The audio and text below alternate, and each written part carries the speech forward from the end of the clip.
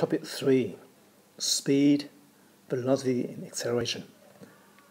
Part 5. Free fall through the air. Free fall through the air. When a body is dropped through the air, its motion is called free fall. The acceleration of free fall, or the acceleration due to gravity, for a body near the Earth is constant and is equal to 9.8 meters per second squared. But for IG, we just use 10.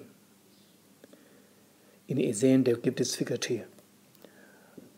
This ignores the effect of air resistance. We just ignore the air resistance altogether. And see the next slide for graph. This graph here shows that for a free-falling object, the speed increases by 10 meters per second every second. So at the start is 0 speed. After 1 second, the speed goes up to 10 meters per second.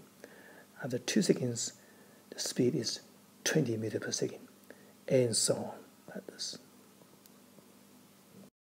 This is just a simple sketch of the previous graph.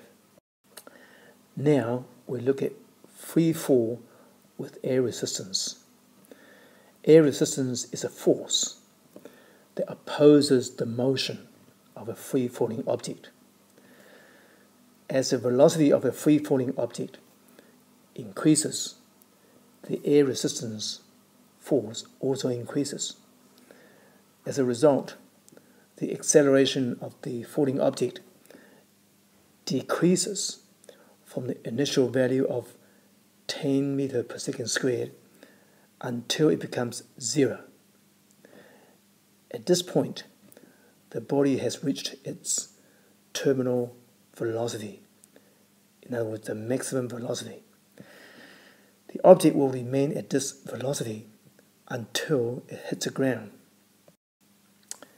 A parachutist doing a jump.